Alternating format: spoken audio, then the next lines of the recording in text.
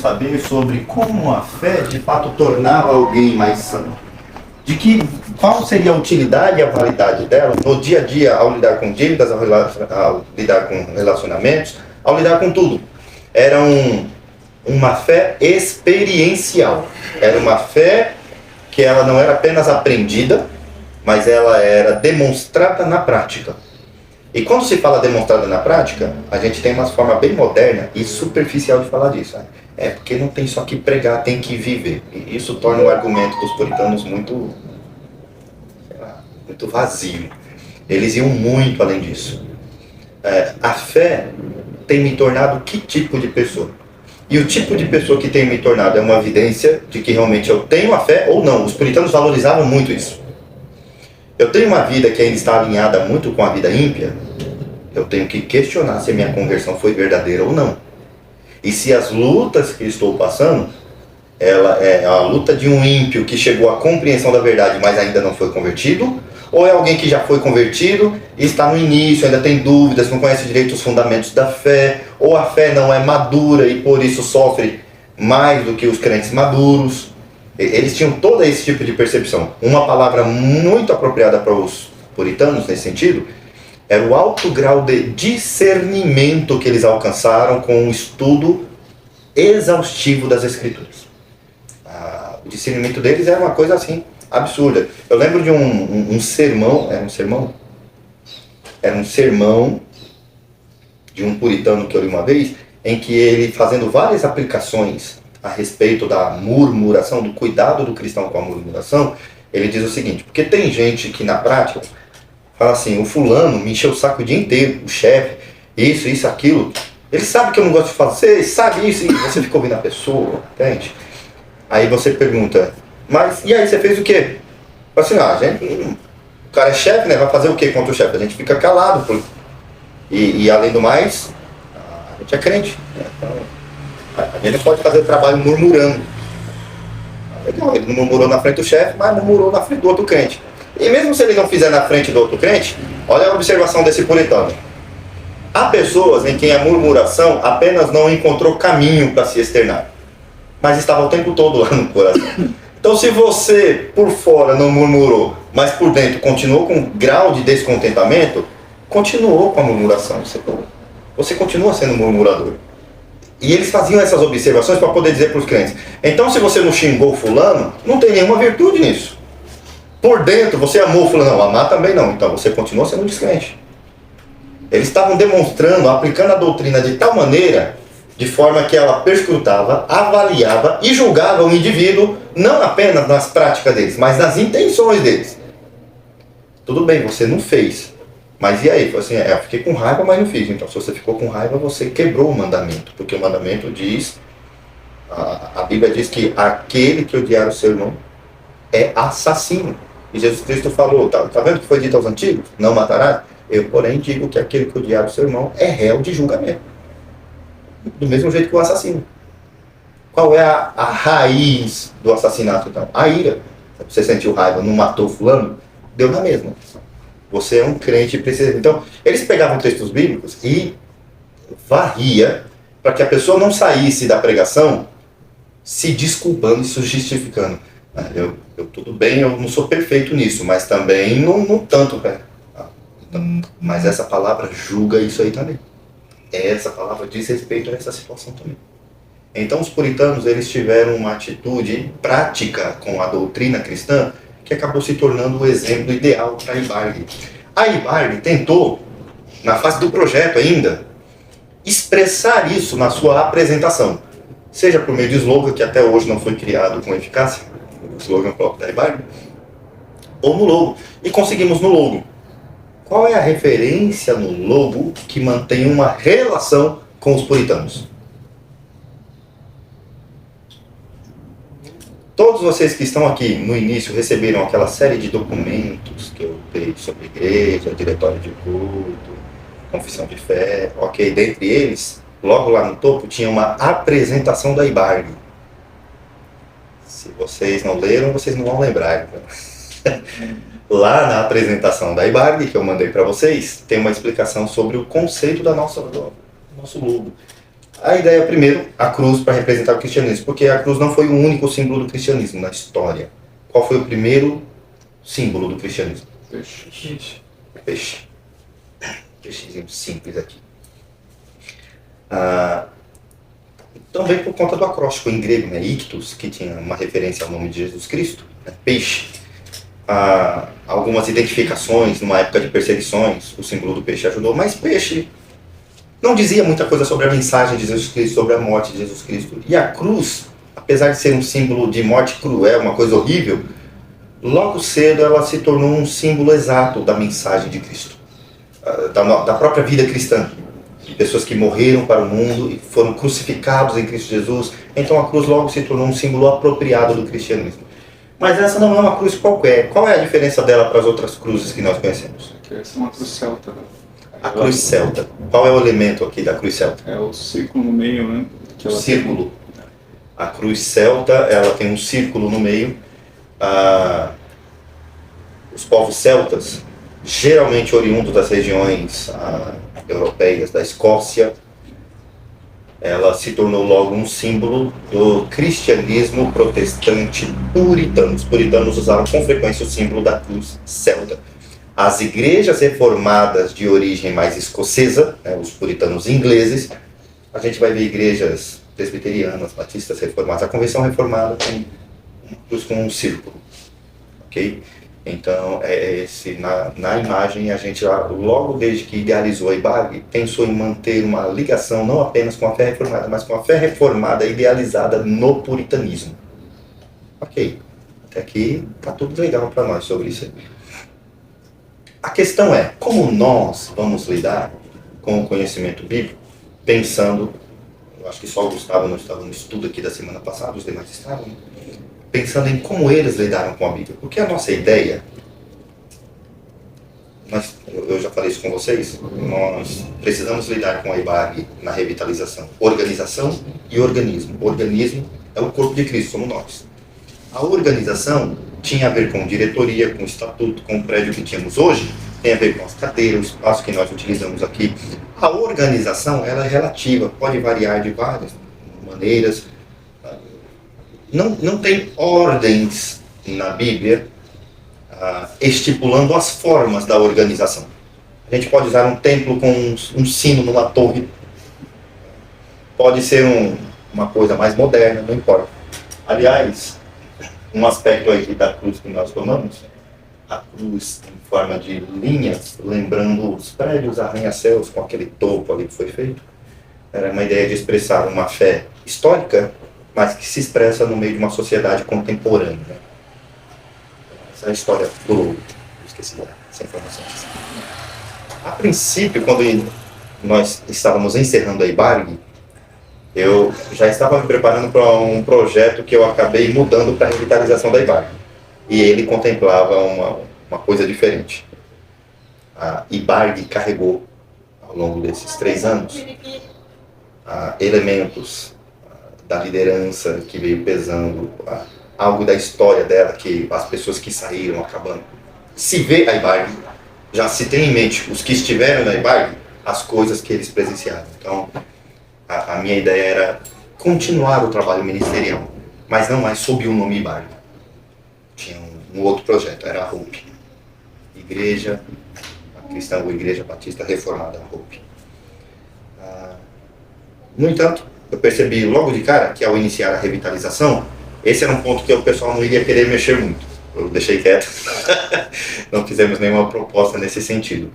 Mas o ideal básico dela, eu pensei em manter, sobretudo, essa relação com o puritanismo, da onde veio a ideia de conhecermos algo dessa história.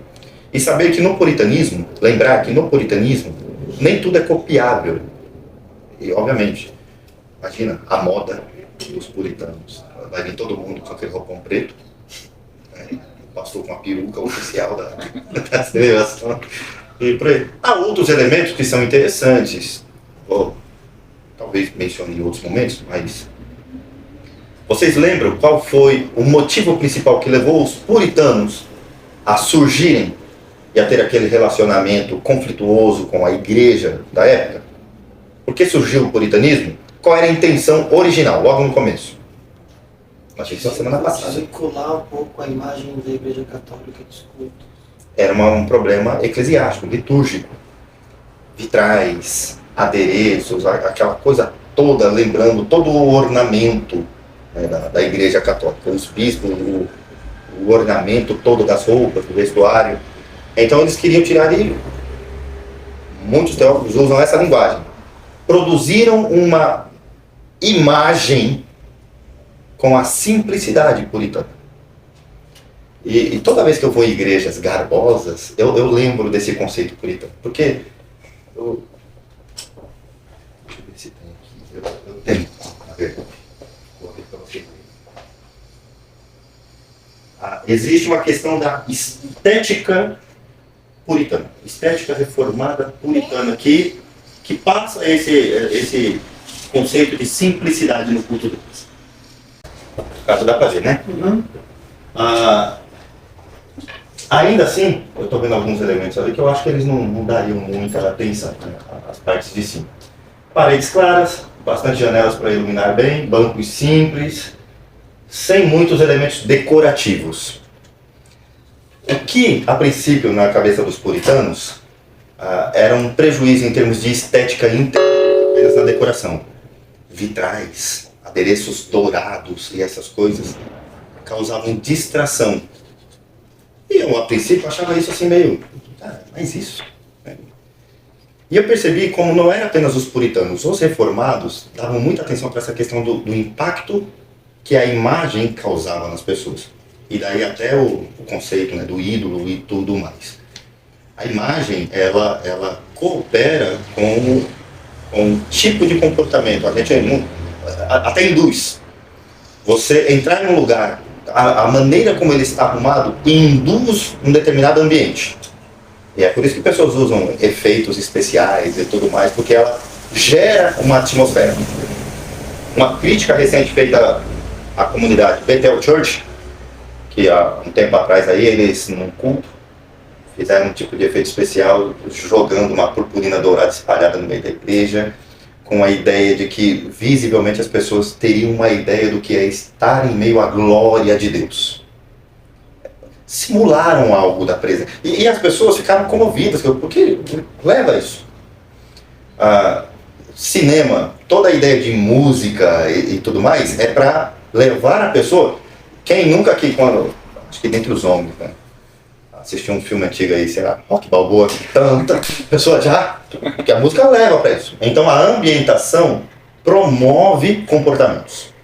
Então eles entenderam que tudo no ambiente deveria ser eliminado se fosse distrair a prioridade da palavra de Deus. A palavra de Deus precisa ter uma primazia em que a pessoa vai prestar atenção e focar em se aproximar do Senhor pelo discernimento adquirido da palavra de Deus. E não por técnicas do pregador e nem por arranjos do espaço, da estética do lugar. Eu acho interessante, eu fui uma vez na igreja presbiteriana, é uma conhecida, me fugiu o nome da cidade agora. E foi no meio do ano, a apresentação da Páscoa. E fizeram lá uma encenação, tudo mais, que não é comum numa igreja presbiteriana, uma encenação. Mas era de Páscoa, entendi a exceção deles. Mas é uma igreja magnífica. O fundo assim, tinha como se fosse colunas. Sabe quando você vai no lugar, como se tivesse uma coluna aqui, incrustada na parede, uma, outra aqui, e aumentando assim os degraus, dava um efeito na parede 3D. Um lustre, gente, um lustre aqui, acho que nem alguns museus que eu fui tinha um lustre daquele. A bancada em cima com paredes de vidro, ar-condicionado bem gostoso, as caixas de som com uma qualidade de som. Aí eu percebi naquele dia as pessoas assim, olha, tá vendo aquele lustre, isso aqui, no momento o culto acontecendo e tudo mais. Eu falei, cara, não é que é estética, distrai mesmo as pessoas. O conforto, o banco macio, aquela coisa toda. A gente sente numa sala de cinema mais do que num culto a Deus. Eu tive a mesma sensação quando eu fui na igreja presbiteriana aqui, lá, mano, quando eu cheguei, mano, que mulher chique, sabe? Eu fico lembrando, de lá. A gente quase pergunta pra todo mundo, né? É aqui mesmo que eu entro? Eu sei que em algum lugar. Mas Eu não tô nem no lugar errado. É o padrão presbiteriano, né? Sempre. Tudo de madeira, as paredes de Olha aí. madeira. Ah, o presbiteriano de Pinheiros Mano, é assim. é louco. Então eles tentaram eliminar todos os elementos, não porque fossem pecaminosos, mas porque eles causavam distração no mais importante, a adoração e a palavra de Deus. Tanto que a palavra de Deus, olha que interessante, aqui é uma igreja, com bancos até aqui, e provavelmente a parede aqui é reta, no máximo deve ter um degrau aqui, uma plataforma para colocar a mesa da ceia. Não tem, o que tem é isso aqui, ó, uma tribuna. O pregador vinha aqui, sobe e fica na lateral da igreja. Com o tempo, eles mudaram da lateral para ficar no centro. Então a pessoa chegava aqui, subia a escadinha e ficava no alto. A ideia dessa estética era a centralidade da palavra. Não era da música, não tem plataforma para instrumentos músicos, não tem. A igreja que a gente foi na formatura do Rafael é interessante, porque tem um ponto bonito, a plataforma na frente. Mas o espaço dos músicos não é na frente, é na lateral. Os músicos ficam ali do lado, eles cantam ali do lado, fica toda a frente livre. Eles entendem que o centro e o foco não devem apontar para outros elementos que não a palavra de Deus e o ministro que prega a palavra. Então percebe como em termos de estética eles fizeram não apenas doutrina, relacionamento, tudo, mas eles pensaram no aspecto físico, trabalhar para também contribuir para a adoração a Deus. Esse era o início do movimento puritano. O que eles estão fazendo? Eles estão conformando a vida cristã e a adoração cristã aos princípios da palavra de Deus. Ok, a gente não precisa chamar tudo de pecado, mas a gente precisa saber que lugar cada coisa tem. Isso aqui é bom? É bom. Cabe a adoração? Não cabe a adoração. Então, não vamos colocar no momento da adoração.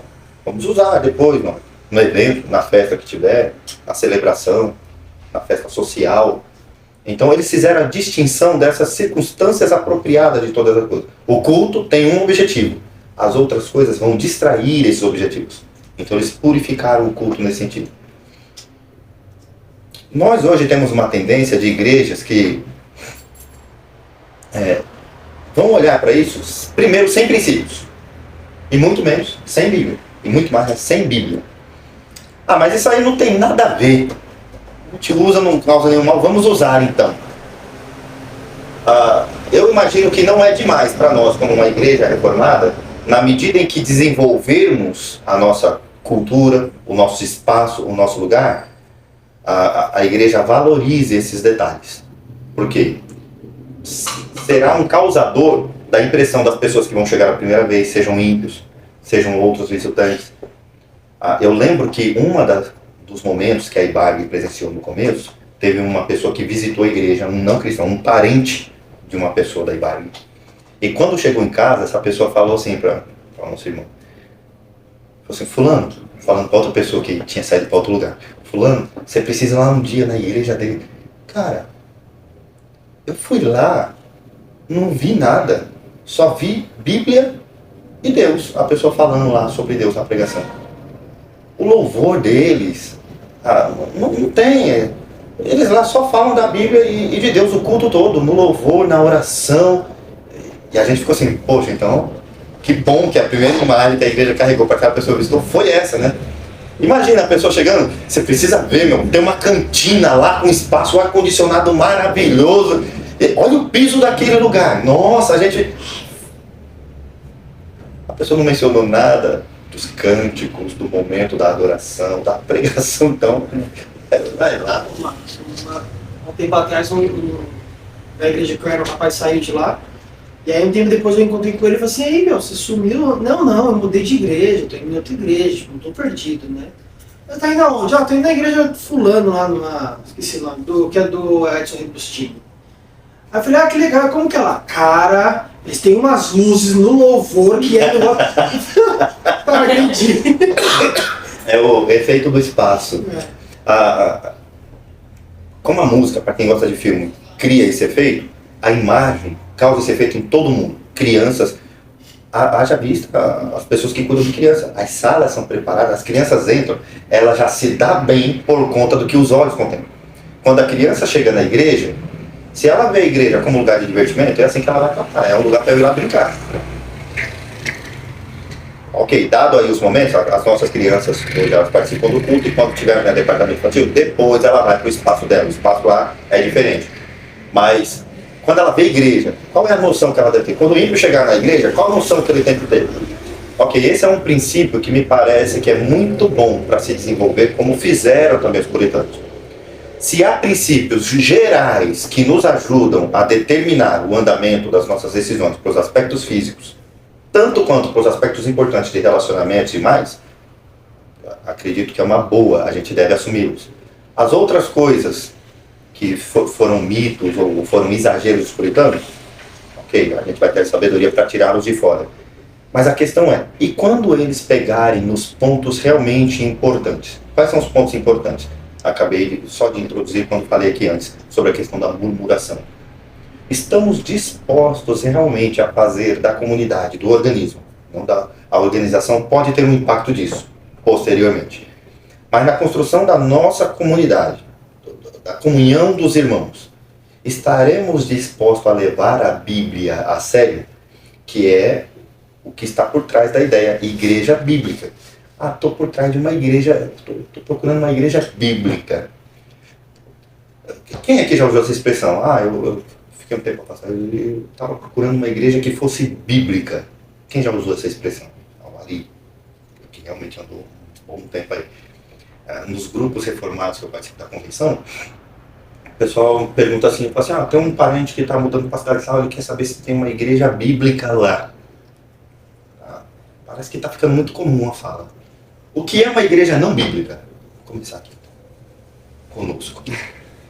Já que os puritanos, eles começaram fundamentado nisso, vamos nos prender à palavra de Deus, enraizar nela e dela fazer a vida cristã. A vida cristã, a adoração cristã, o espaço dos cristãos, os amigos dos cristãos, a conversação dos cristãos, tudo emana da Bíblia. Então, o que é uma igreja não bíblica? Como é uma igreja não bíblica? O culto não é direcionado todo para Deus, entendeu? Os louvores. Pode ser direcionada ao que uma igreja não bíblica? Você vai ter um louvor, um louvor direcionado ao homem, letras para o homem, etc. Não um louvor a Deus. Ou qualquer Deus criado à imagem de alguém que não seja o Deus da Escritura. Porque tem muita igreja. Mas é genérico. Mostra um exemplo. Tá uma bom, igreja não bíblica faz isso. Tá. O neopentecostal. Ok, Evans. Ainda está genérico. Não, eles criaram um Deus à imagem, a própria imagem, acho que não é um Deus bíblico no sentido de que é um Deus que só é amor, é um Deus que não se ira, é um Deus que não odeia o pecado, ou que odeia o pecado, mas ama o pecador. Ok, por igreja então. Neopentecostal, você falou? Neopentecostal você tem por trás o argumento de pessoas que eliminaram uma parte do discurso bíblico. A parte do não eliminaram, não sei se eliminaram, mas na fala, na conversação com essas pessoas, você sente que não é o Deus da Bíblia, você sente que é um Deus que a pessoa criou, mas não é um Deus bíblico. Quando eu estava procurando a imagem aqui, quer dizer, eu estava procurando uma igreja bíblica, que eu entendo ser bíblica, eu estava na Presbiteriana da Penha. E lá eu creio que se é uma igreja bíblica, só me incomodava a questão lá do batismo da criança. E lá, como eu participei um tempo lá eles batiam muito na tecla da oferta lá e eu ficava meio incomodado com a forma que eles tratavam. Eu via mexerica lá, que era um negócio que não dava para entender. Então, questão, aí eu vejo assim... Na hora do culto? Não, ele falava assim, na hora de acabar aqui, tem as mexericas. As mexericas era o nome que dava com as frutas e você ia lá e ficava ofertando lá. Você não comprava, você não pegava de graça, você pegava e ofertava, sabe? E ficava um negócio meio estranho, nunca gostei, sei lá. Aí minha mãe é da congregação da Igreja da Graça lá do R.S. Soares lá, outras complicações aí, ó. Mas aí eu cheguei pra ela, eu morava com ela ainda na época, acho que eu tava saindo da casa dela, mas ainda frequentava lá. Ela falou assim pra mim, mas você vai numa igreja não fica, vai em outra não fica, o que você tá procurando? Aí eu falei assim pra ela, mãe, eu quero uma igreja que não que me amolde ao que eu quero, mas que me amolde ao que eu creio na palavra. E se eu vou conseguir fazer ou não, se os irmãos que estão lá vai conseguir fazer ou não, aí já é um problema meu e Deus, dos irmãos de Deus, mas que a princípio o que o estatuto da igreja, ou que a igreja condiz lá, que me vê, pelo menos no primeiro ali que eu estou vendo, pelo menos 3, 4 cultos que eu estou indo, é o básico que eu creio, que é pregar o evangelho, pregar Cristo, a palavra está centrada em Cristo, e seguir os 5 solas lá, que sei que os 5 solas não é algo 5 solas, né? É tudo no meio. Mas eu quero algo que me julgue, que me mostre que eu estou errado. Porque se eu for num lugar que falar que eu estou certo, eu estou indo fazer o que lá? Se eu estou certo, eu fico aqui. Eu quero ficar eu quero não ir para a igreja. Estou certo, então pronto, eu não vou para a igreja. No meio dessas suas buscas, você visitou a igreja não bíblica? Eu visitei, eu não consigo dizer que ela não são bíblica, mas a pregação, as 2, 3 vezes que eu fui, eu não consegui. O que tinha a pregação? Falava do tipo, uma pregação que eu fui na Igreja Batista, o pastor lá, ele falava muito sobre as coisas do mundo, do dia a dia, mas o centro não estava Cristo. Tipo assim, ele falava sobre, tinha a oração de falar da oração pelos casais ali e tudo mais, aí falava aí começava a trazer só situações da congregação em termos assim, eu não via ele lendo a palavra e moldando a Cristo, levando a gente para Cristo, mas sim falando do dia a dia dos irmãos, sim, e tal, e não, aí eu não senti firmeza na palavra dele, dirigindo as pessoas a Cristo. Ok, nas igrejas assim, então, você não percebia um tratamento sobre o conteúdo das escrituras, isso, mas a rotina diária das pessoas. Isso. É bem comum. Só um ponto, acho que para mim o ponto crucial de uma igreja bíblica está muito centrado na questão da redenção, da salvação, obviamente da pessoa de Cristo. Então, se não é ensinado conforme a Escritura ensina, no sentido de que a salvação vem do Senhor, né, resumindo, qualquer coisa que foge disso é uma igreja não, seria para mim uma igreja não bíblica. Participei bastante tempo numa congregacional também, que eu pensava que congregacional era tudo igual. Eu até pensava que era mesmo o sistema do Bessa lá, mas eu já vi que não é. A que eu tava. A congregacional que a gente tava, cara, eu creio que ele até é homem de Deus e tal, depois de um tempo ele caiu no pecado e tudo, saiu da igreja, mas eu creio que ele era um homem de Deus, só que ele falava de uma forma, tipo de abraçar a todos, de uma forma assim, você se converteu, você está salvo, mas não tem como a igreja condiz. Ele colocava tipo assim, eu não sei explicar, mas o jeito que ele falava é que você não é. Eu já vi o pastor falando isso aqui na igreja, só que o jeito de tratar é diferente, é um jeito que já era. Você pode pecar do jeito que for, que você não vai mais cuidar. Mas eu sei que é assim, só que a direção que ele dava era uma meio que diferente, eu não sei lidar. E ele era coach. Então ele tratava muito congregacional a pessoa. Hã? Congregacional. Congregacional lá no Parque Cruzeiro do Sol de Aruana, e o Cléber participou lá há quase 2 anos lá. E lá ele até fez cursos lá de coach e tal, com os caras aí. Tudo pra mim. Tá, vamos lá. Ó, a igreja não bíblica que eu estava referindo, não apenas em coisas práticas simples do culto, também no ensino da doutrina, elas mostram esse distanciamento bíblico. Mencionou das ofertas. Um dos argumentos que nós utilizamos a princípio era de que a oferta bíblica ensinada por Paulo, ela tem a natureza de ser com alegria, então ela não é forçada, ela é automotivada, ela não é empurrada por uma pessoa de fora. A pessoa que oferta porque ela foi condicionada a isso, não foi com alegria. E geralmente a alegria experimentada em meios pentecostais é uma alegria baseada na chamada doutrina da retribuição, que é eu faço e Deus me paga de volta. A alegria dessa pessoa não é que ela está ofertando, mas é que ela vai receber depois disso, da parte de Deus. Isso não é bíblico. Existe uma outra forma mais nas igrejas tradicionais que parece um pecado branco, assim, sabe? Ele não é tão ofensivo. Que são as vendas feitas na igreja para ajudar o caixa da igreja. O caixa da igreja, a gente pressupõe, é o conjunto das ofertas voluntárias da igreja. Tá? Eu usei um exemplo, se a gente fizer uma cantina e pôr uma coxinha ali para vender. Irmãos, depois do nosso culto, compra uma coxinha ali, vai ajudar no caixa da nossa igreja. Legal. No momento da oferta, a pessoa que veio com os R$5 para ofertar e veio com uma criança, R$2,50 a coxinha, sei lá, cantina de igreja, né? Algumas são caras, R$5 a coxinha. Eu trouxe para ofertar. Mas depois do culto, o pastor já anunciou, a criança vai ficar com vontade. E eu não vou poder comprar. Porque tem aquela vergonha depois de ficar cobrando quem não está pagando na cantina da igreja. Irmão, não vai dar calote, né? Esse é crente.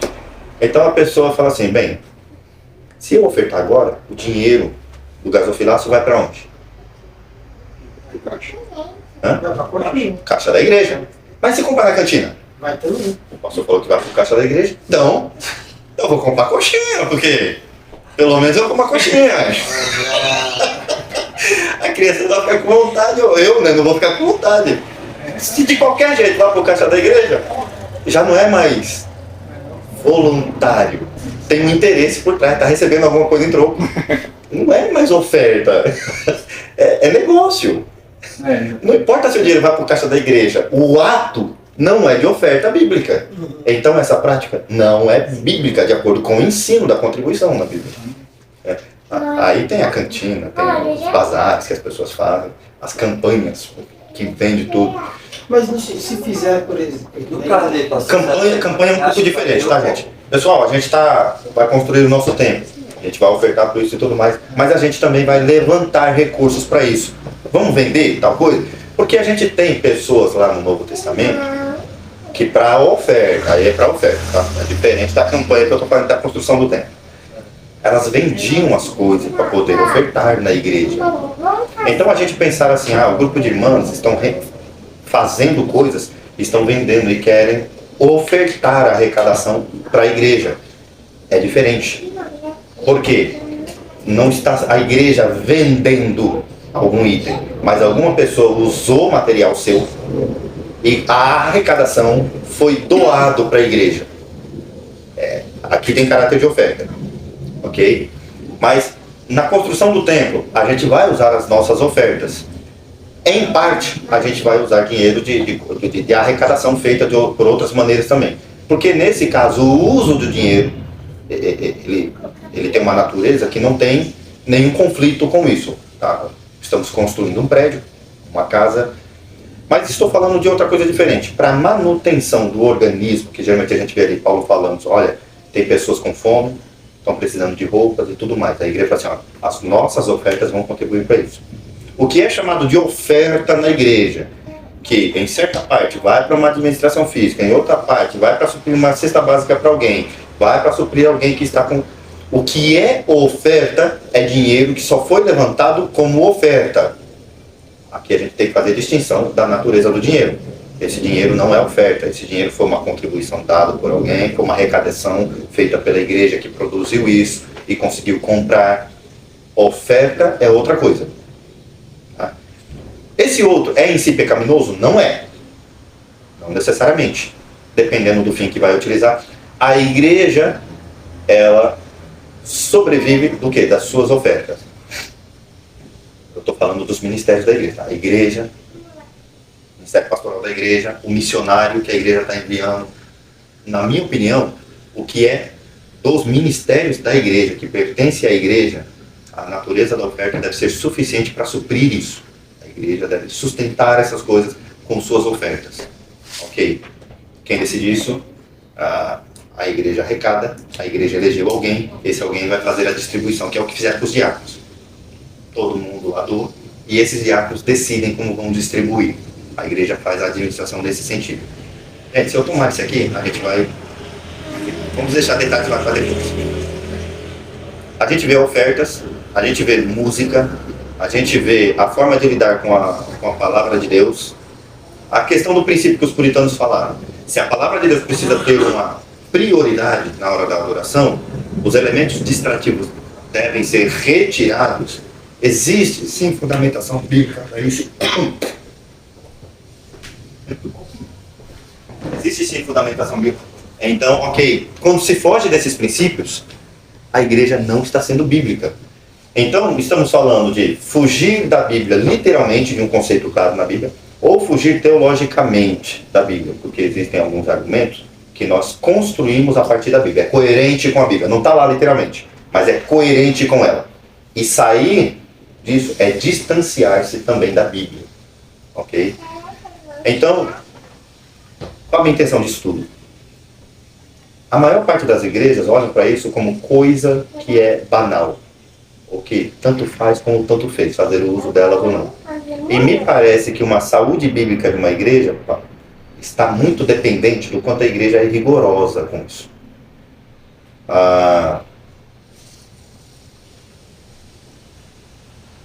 Estou tentando achar uma coisa que seja bem... Tá bom. Uma parte considerável das pessoas hoje que nós vamos congregar, eu vim de ônibus hoje. Então, o que se vê é crente por todo lado saindo cedo. Ônibus, Uber e tudo mais. Em alguns pontos, se vê várias pessoas andando bem arrumadas para o culto e tudo. A maior parte são igrejas grandes.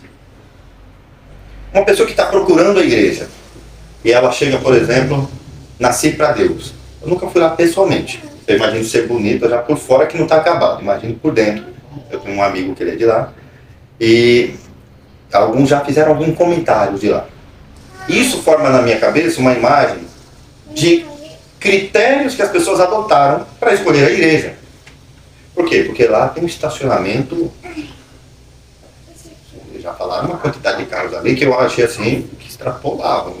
Num evento que teve lá, um dos caras que estava ajudando falou que couberam quase 1000 carros. Duvido. Porque eles, em eventos grandes lá, eles têm o mesmo esquema de organização que tem, ou que tinham mansão ali do lado. Olha lá.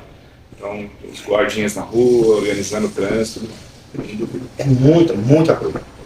Então, eles têm um custo, assim, de um prédio grande só para manter o estacionamento. Só o estacionamento, que é alugado, não é deles. Quem já passou ali em frente já viu, né? A igreja, o espaço do estacionamento, acho que agora é tamanho maior que o terreno da igreja. Imenso. Então eles têm um custo mensal, acho que um amigo meu, Wilson, que está lá com o pastor André agora, ele falou que visitou lá um dia e ele perguntou, o cara chutou algo assim, por volta de 50 mil, eu não lembro o valor exato, eu sei que foi um valor assim, cara, isso aí é um negócio completo no meio do centro. É só o estacionamento. Aí o pessoal, eles falam do estacionamento, eles falam do conforto, eles falam, e o pastor, aí vai falar dos elementos do culto. E o jeito que o pastor fala, e eles recebem a gente, assim, gente, eu não sei, o critério do pessoal é o argumento comum, né? É um lugar que eu acho bacana, que é legal, que não pareça tanto com igreja. Porque todo mundo tem uma ideia do que parece uma igreja. É meio seco, é meio áspero. Isso aqui não parece muito aconchegante, muito chamativo. Mas é para a igreja ser isso? Os elementos que chamam a atenção. Para os puritanos, eles já veriam logo de cara assim, que legal que vocês encontraram tudo, mas isso está distraindo vocês do mais importante. Seria... Então, o Vinícius, o filho dele, você disse que foi no culto lá, aí no momento da pregação tinha 2 pessoas orando em cima do culto. Baseado num texto aí. Sim, aquele de Moisés, talvez, né, que segurava. As 2 pessoas segurando. Tá orando enquanto a pessoa... Pra Deus sustentar ele ali em cima. Bem, não importa, a quantidade de pessoas que está ali, aquilo vai ficar a maior parte do tempo chamando a atenção da pessoa. Quando o puritano ele coloca o púlpito ali, só o espaço dele fica em pé mesmo ali. Nem tem cadeira para os outros sentar atrás, nem nada. Só... A ideia é o pessoal estar atento no arauto que proclama a palavra de Deus, mas sobretudo a palavra de Deus. Em termos de conteúdo, a palavra de Deus. Pessoal, vocês não tem que estar aqui, porque tem a cantina legal ali, tem a música, sai fumaça aqui do aparelho. A pessoa ela vai guardar tudo da igreja. Da música com os instrumentos 100%. mas o pregador não vai guardar nada. Parece que a maior parte das pessoas que optaram por igrejas reformadas nos últimos anos se sentiram atraídos não por causa da fé reformada, mas por causa da pregação reformada que conheceram na internet. Com Nicodemos, com Paulo Júnior, com Paul Washer, com essa turma toda.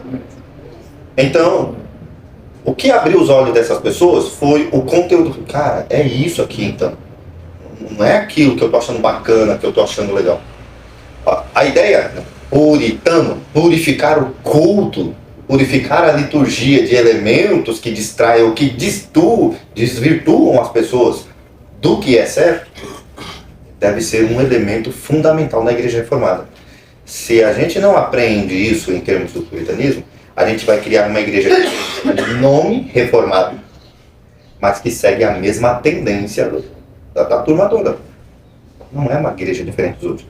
Só tem um nome a mais no nome. É reformada, parece bonito e vai fazer parecer bíblico. É reformado. Mas tem gente se dizendo reformado que eu só ouvi isso. Eu não quero fazê-lo como crítica, porque assim, a crítica que eu vou fazer agora, não estou excluindo totalmente, tá bom? Mas estou dizendo que a pessoa que está usando o nome reformado está acumulando práticas e conceitos que não tem nada a ver com a reforma. Então temos uma igreja reformada que começou recentemente aqui no centro de Guarulhos, na região que é ali do SAI, na região do SAI ali no centro, o nome do bairro. Do quê? Ali Na Caixa d'Água. que fica o SAI ali, Caixa d'Água, aqui no centro. O bairro ali, Bom Clima. Isso. Passando ali no Bom Clima, uma igreja reformada que começou, em que eles celebraram o fato de que o crescimento e a instauração da igreja foi abençoado com a oferta dos membros e a oferta de muitos ímpios. Bem, independente da forma como ele considere a recepção do dinheiro, mas considerar oferta, os dois não é correto.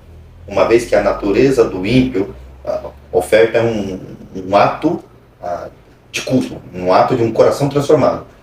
Não existe isso na natureza do ímpio, na Bíblia. Toda obra do ímpio, inclusive em Provérbios, até a oração do ímpio é abominável a Deus. Não é porque é uma coisa imunda que Deus não pode tocar, mas é porque o homem, sem um sacrifício que o torne propício a Deus, não tem nada dele que o recomende a Deus ou que o aproxime de Deus. Nem a sinceridade dele, a oração dele, nada disso. Então não existe uma natureza de oferta na doação do dinheiro de um ímpio. Não existe. E o cara, ele ostenta a ideia de reformado para a igreja. Tem outros que estão levando vários elementos para o culto, para o momento do culto. Tem um pastor, olha só, quando um dia eu fiz num grupo de pastores a menção do conceito do princípio regulador do culto, de que a igreja, ela deve manter a centralidade na palavra de Deus, ainda que tenha certa sensibilidade ao meio em que ela está envolvida. Aí qual foi lá o conceito que eu usei do princípio? Eclésia reformada, sempre reformada. Igreja reformada está sempre se reformando. A fala do pastor, que também se afirma como pastor reformado, que não é. Esse eu sei, porque eu conheço ele pessoalmente. Ele falou assim, então Max, na nossa igreja, a gente está sempre buscando os elementos novos, como tecnologia e tudo, para poder desenvolver esse conceito de igreja reformada. Ela está sempre se reformando, está adotando as coisas novas, para poder se inserir melhor na cultura em que ela vive. Isso no grupo? Num grupo de pastores. Ele não foi excomungado do grupo? Porque o grupo não era um grupo reformado. Era o grupo da Ordem de Pastores Batista, a OPBB. Eu fiquei assim, eu falei assim, cara, eu não vou responder. Eu fiquei sem saber o que falar pro cara. Eu falei assim, ele vai se sentir ofendido, não vou. Isso não é reformado, nem aqui, nem em lugar nenhum, cara. Apesar de estar numa ordem da convenção, a ordem de pastores, ele se afirmava sempre como reformado. O cara não entendeu nada da ideia do próprio termo reformado. A gente está reformando porque está... Não é inovar. Não é Voltar a essência. modernizar, hã? É voltar a essência. Voltar a escrito. Isso. E ele confundiu. Então, por isso a igreja dele é realmente cheia de modernidade no aspecto e também na apresentação, na forma como ele faz a pregação e tudo mais. Porque ele já confundiu o elemento de culto com circunstância de culto, né? Circunstância de culto. Porque uma coisa é você falar assim, não, eu tô numa metrópole, né? Tô num centro de Guarulhos, por exemplo. A gente pretende, né, montar uma igreja no centro de Guarulhos.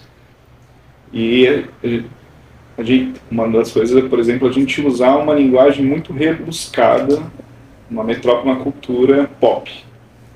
E de repente tentar adequar a nossa linguagem no sentido que as pessoas que estão acostumadas a ouvir uma cultura mais pop consigam nos ouvir. Por exemplo, a mensagem, consigo ouvir a mensagem. Claro, tem coisas que são próprias. Você citou há pouco a questão, por exemplo, de propiciação. Algumas linguagens não tem como. Mas usar uma linguagem própria para esse tipo de público. Ou a gente está no interior. Né? Então, vamos plantar uma igreja no interior. A linguagem a gente usaria numa metrópole, no centro de Guarulhos, por exemplo. A gente já não usaria no interior de Minas Gerais, num cantinho lá, onde só tem algumas fazendinhas. E tá o agricultor ali querendo ouvir a mensagem de Deus. A gente usaria talvez uma outra linguagem para atingir aquele público. Então, talvez o que ele tenha confundido aí seja circunstâncias de culto. As circunstâncias de culto, para quem ainda não leu o nosso diretório, está lá bem especificado. Os elementos de culto são instituídos na Bíblia, são o que deve ter no culto. E o que está fora disso, a igreja deve procurar não acrescentar no culto, seus elementos. As circunstâncias são formas dentro do culto que são relativas. Pode existir, antigamente não se servia ceia com tacinhas. Os mais antigos, não sei quem pegou. Eu era criança quando a igreja passava a ceia num cálice só grande. Cara, é uma coisa nojenta demais. Todo mundo bebia ali do mesmo cálice, cada um bebia um pouquinho. Tadinho do último, que você tava lá no fundo da igreja que chegava aquela carga de baba, né? Eu acho que até aumentava, né, o cálice. Multiplicou. Tinha, o cara com a jarrinha, ele acompanhando. Ele falou assim, pô, vem, multiplicou aqui, ó. Começou a vir, chegou água.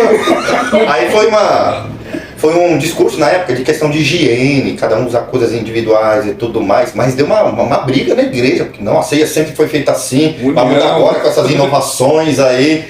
Cara, isso é de menos, isso não tem. Jesus não ordenou você matar suas tacinhas, isso é o de menos. Isso não muda nada a ceia também, a liturgia da ceia. Tem igrejas que exercem o louvor só a capela, tem uns que usam coral com piano e órgão, sei lá, só órgão, tem outros que usam. A Bíblia ordena a igreja a louvar. A circunstância do culto é a forma do louvor. Pode ser com um quarteto, um coral, um grupo de louvor, a igreja toda, a capela, não importa. Contanto que louve. Então as circunstâncias do culto são relativas. Se o pastor da Assembleia de Deus, isso aqui não dava hoje, né? O pecador, o pastor vem pegar de chapéu na Você cabeça. nem entra. É suspensório. Algumas mais congregacionais, tudo, pede para usar lá o manto deles. Sexto sol. Eu um dia quero ser convidado só para usar um negócio daquele na igreja, que aqui não dá para oficializar, mas eu acho legal, cara. Tanto faz. A pessoa pode. Eu acho que não cabe, talvez, mas a pessoa pode analisar demais, ficar meio vulgar. Né? Mas, eliminando isso aí, as circunstâncias do curso, as pessoas discutir por isso não vale a pena. Mas vocês percebem que, então, nessa questão do princípio puritano, de fazer todas as coisas retornar para a Escritura, está o interesse, tanto de preservar a doutrina, que é o que a gente vai trabalhar mais posteriormente, mas também com os aspectos mais sutis, que podem servir de caminhos para distorções. Então, eles eram precavidos nesse ponto. E esse é um caminho que a Ibarg também ela pretende tomar. A gente aqui é temporário. A gente vai mexer algumas coisas no espaço para poder ficar melhor aqui para a gente, mas vai contribuir com o restaurante também, nessa questão da aparência. Ela já autorizou. Vou dar uma ideia para vocês, tá? Não sei se vocês viram quando chega ali no balcão do pagamento, ou quando olha aqui por cima da escada, tem como se fosse uma treliça com umas folhas verdes, né? Que é artificial. Um papel de parede em forma de tijolos, um estampa de tijolos, parecido com aqui, toda a parede. Aí vamos procurar essas treliças, que elas são bem abertas. Mostra o fundo, com as plantinhas. Então a luz vai ficar parecendo com uma trepadeira, vendo um muro de fundo. Né? e coopera, porque o restaurante já tem a parte dessa decoração lá. Então, a gente saindo daqui, isso para eles é... E aqui curtindo, porque durante a semana, e talvez um domingo, a gente pega um sol ardendo aqui. Eu peço assim, olha, a gente durante o uso, a gente abre, né, e abre janelas para poder ficar. Mas para vocês é útil durante a semana, porque vocês podem abrir tudo também. Cortina vai deixar os cantinhos bonitos, porque tem fio aqui, tá, vai ficar. Ela adorou. Ela falou assim, não, Max, isso vocês podem fazer. Eu dei ideia para ela, né? Por que que eu tô falando em cortina? Porque não sei se vocês perceberam, quando a gente tá chegando aqui, tem um véu aqui sobre a televisão. Os carros, quando passam com farol aqui à noite, dá para ver bem. É um filme bem fraco do vídeo. Então fica a mostra no meio da rua. E bandido que é bom sobe isso aqui fácil. E o relógio eu tenho que desligar, porque eu não me toquei disso na semana passada. Ela falou que ela passou a noite aqui e viu o relógio brilhando lá de baixo. Ela falou assim, Max, eu entrei no restaurante e desliguei lá, vai desprogramar. Eu falei, não, eu falei, nossa, eu vi do começo da rua o relógio dele. Aí eu falei pra ela, pode pôr cortina? Porque aí quando a gente sai de lá, não mexe em nada. Deixa o relógio, deixa tudo e a gente só fecha a cortina. Eu falei assim, a cortina pode, porque fica bonito durante a semana. Então tá bom. É temporário, mas quando a gente tiver o nosso lugar, a gente vai fazer todas essas coisas organizando para isso, para contribuir para a adoração da igreja. Tá, esse é um aspecto, um princípio bom, mais simples do puritanismo. Mas tem um mais, que eu vou finalizar, que ela vai dar continuação para os temas puritanos. Na semana que vem a gente começa o tema sobre o puritanismo e o trabalho, né, que é a vida profissional. O que eles falaram sobre o cristão no trabalho? Como é que nós estamos para a Bíblia? Porque eles pegaram tal convicção com a Bíblia como palavra de Deus, que para eles, se a Bíblia diz, não tem por que ficar discutindo na igreja. Se eu não gosto, eu tenho que olhar os meus gostos e não a Bíblia. Se a Bíblia tem um ensinamento, por exemplo, sobre como lidar com os relacionamentos, poxa, eu não estou bem com o fulano. Mas o mais importante não é se eu me sinto bem ou não para pedir perdão. Eu sou um cristão. E a Bíblia diz que eu devo dar algum jeito de reatar com esse irmão. Eu tenho que dar um jeito de falar com ele, ou pedir uma ajuda de alguém. Fulano, eu discuti com o fulano lá. E a Bíblia diz para isso não acontecer, mas eu não sei, eu estou com raiva, estou com ódio ainda. Me ajuda a lidar com isso para que não permaneça assim a situação. É uma prioridade a Bíblia. Porque as pessoas dizem simplesmente assim, não adianta você falar para mim porque eu não quero mais ver esse fulano. A pessoa não está nem aí para a Bíblia. Ela não quer saber se a Bíblia diz que tem que lidar com perdão, se tem que lidar com relacionamento. Então, como organismo, que tipo de disposição a gente já tem com a Bíblia? Porque dizer que a Bíblia deve ser o centro é uma coisa. Na hora que precisar a Bíblia direcionar as nossas vidas, a gente vai estar disposto para fazer isso? Esse é o aspecto que mais pesa na ideia de usar o puritanismo como exemplo. Porque para eles isso era indiscutível. Não existia, vou ver se eu vou fazer. Não sei se eu quero fazer. Não tenho eu querer se existe orientação bíblica. Se como uma igreja reformada ou igreja bíblica, a gente não estiver preparado para lidar com essa disposição inicial, é bom a gente nem começar. Nem continuar. Como lidar com as pessoas que me tratam mal, como lidar com as minhas tentações pessoais, como lidar com os ministérios da igreja local e como lidar com o ministério quando não estou no momento de culto. Eu sou um crente que aceito, tudo bem, parecer de um jeito num lugar, de outro em outro lugar. Eu tenho um princípio de líder na igreja, no ministério, mas eu sou um líder diferente no trabalho, lá, porque tem que ser assim lá. Sabe? Imagina Jesus Cristo falando para os discípulos, aqui vocês têm que ser um líder assim. Tudo bem se lá César mandar vocês chicotear o cara. Lá é lá, aqui é igreja. A gente não imagina isso. Foi o contrário, Jesus falou para os discípulos, no mundo, eles brigam por posições, tem maior que aqui não. Como crentes, como meus seguidores, quem for o menor será o maior. E é como o corpo de Cristo que a gente vai formatar a vida humana. Como lidamos com entretenimentos, como lidamos com momentos sociais, como lidamos com trabalho, como lidamos com sexualidade, como lidamos com a adoração, como lidamos com tudo. Então o puritanismo acaba sendo um tipo de cosmovisão, mas não é só uma mentalidade sobre isso. É a maneira como lidamos com isso. Ela não é só ortodoxia, ela é uma forma de ortopraxia, prática correta. O exemplo puritano Não é uma maneira de interpretar o texto bíblico. Ela é uma maneira de viver a vida à luz do texto bíblico. E é por isso que o lema principal, sempre se fala de puritanismo, a vida toda para a glória de Deus, faz muito jus aos puritanos. Esse então será o conceito básico que a gente vai estar guiando para a Ibarne. E por isso, quando a gente encerrar o tema do puritanismo, a gente vai começar pelo tema da bibliologia. Se a Bíblia é esse ponto central, é o nervo central da igreja, o que devemos crer sobre a Bíblia? Uma forma de teologia sistemática. Doutrina da inerrância, doutrina da autoridade bíblica, a inspiração bíblica, todas essas ideias, a suficiência da Bíblia. Ok? A gente vai pegar o exemplo histórico e depois vamos direto para o ponto principal da igreja bíblica. A Bíblia. Pergunta para vocês. No meio da correria, eu trouxe muitas coisas hoje. E acabei esquecendo o livro que eu ia sortear. Então, a minha pergunta... E tivemos uma redução de pessoas. A gente faz o sorteio com as pessoas que estão aqui, que estavam preparadas para isso, ou deixa para a semana que vem? Semana que vem. Não, pensando em mim seria melhor. Sorteio agora. Acabou de falar, né? Aumenta a probabilidade de eu ganhar no livro. Acabou de falar para gente cedir. Eu não vou deixar isso, eu vou deixar aqui pela maioria. Não, por mim pode ser. Semana que vem? Semana que vem? Ou assim, mas a gente pode fazer um semana que sorteio vem- agora. Se eu for sorteado, aí vale o sorteio agora. Senão a gente deixa no próximo. Ou, melhor, a gente faz semana que vem, mas quem tá aqui tem peso 2. Tem 2 nomezinhos lá. de Isso, cada um. isso. Concordo. Cada presença trabalha que tem na aula. A gente trabalha um jeito para uma preferência. Nós temos 5 pessoas aqui para participar do sorteio na semana que vem. Por que esse primeiro é sorteado? Porque a gente não desenvolveu o assunto, não tem assuntos para poder premiar alguém. O prêmio vale alguns critérios, né, de merecimento, como está no começo. Então o primeiro vai ser sorteado, mas no final do assunto dos puritanos, aí vamos fazer uma premiação. A gente considera critérios como frequência, participação, entendimento do assunto e tudo mais. Tá bom. Esse assunto, e qual mais? Ceia na semana que vem. Sim.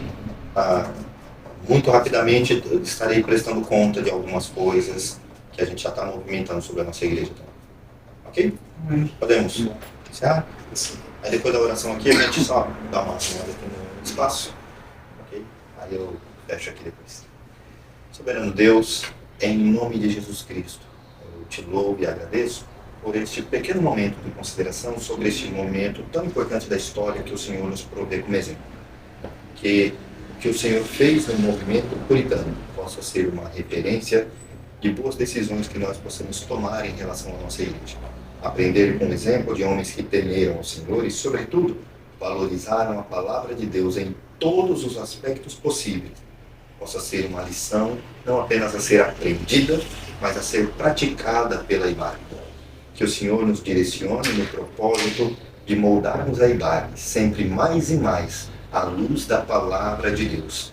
Obrigado, Senhor, pelas bênçãos que nos tem concedido, os caminhos que tem aberto para a Ibarne, pelo interesse que tem disposto no coração dos seus filhos. Que o Senhor seja honrado nesta obra. É o nosso pedido e desejo. Agradecemos assim em nome de Jesus. Amém. Amém. Obrigado.